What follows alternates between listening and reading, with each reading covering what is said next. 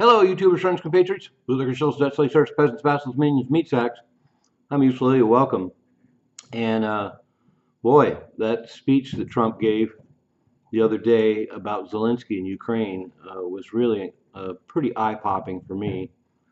The fact that he basically called Zelensky a dictator and that Ukraine was responsible for the war is a radical challenge to the status narrative that we've had to live with for many, many, many, many years.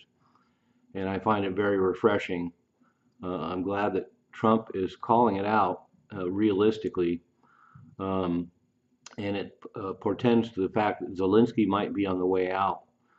So he basically brought up the fact that Ukraine is in a perpetual martial law and implied all the many things that we already know, that basically democracy does not exist in Ukraine. They've got hit lists out for all the journalists in the world who challenge their narrative. They have imprisoned the opposition. They've imprisoned journalists that challenge their narrative.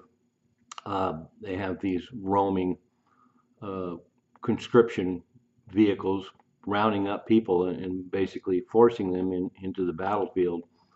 I can just list any number of reasons why Ukraine is not a democracy, and the whole idea that we're there basically defending this democracy in Ukraine is laughable at best. And then Trump went on to talk about the fact that Zelensky has a 4% approval rating, which is probably more realistic. Of course, Zelensky claims that he has a 57% approval rating, but I just find that hard to believe. The truth is probably somewhere in between. Of course, Zelensky, who controls all the apparatus in Ukraine, would come up with a ridiculous figure that nearly 60% of Ukrainians approve of what he's done. How could they? And I think the idea that Trump brought up, that maybe it's time for them to have elections, another good example of why Ukraine is not a democracy. They've basically suspended elections on the basis of some kind of emergency powers because of the war.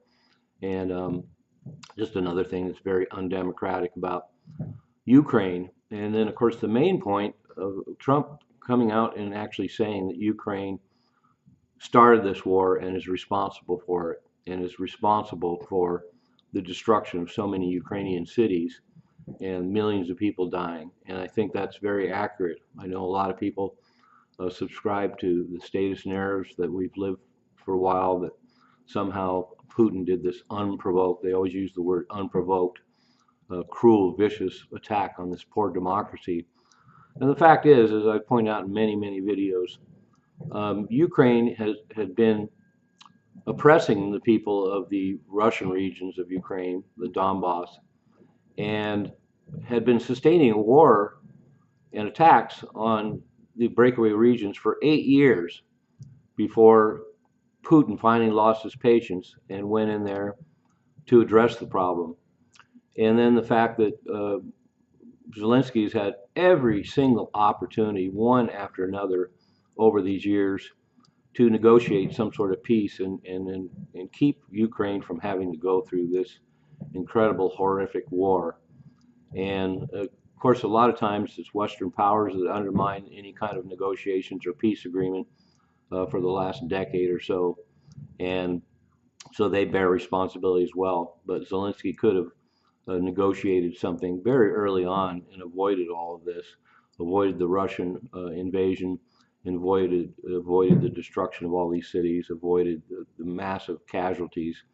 And so I completely agree that all the responsibility rests on Zelensky. And so now we're seeing the fact that Trump is suggesting what's probably going to be inevitable. Zelensky is being marginalized in these negotiations up to now, and rightly so. He is just obstinate. He's become another despot that hangs on to power regardless of what is going on around him and the realities. And so he's just like every despot that's come before him in history, clinging on to power desperately while his country is destroyed. And I could go into all kinds of speculations about his psychological state.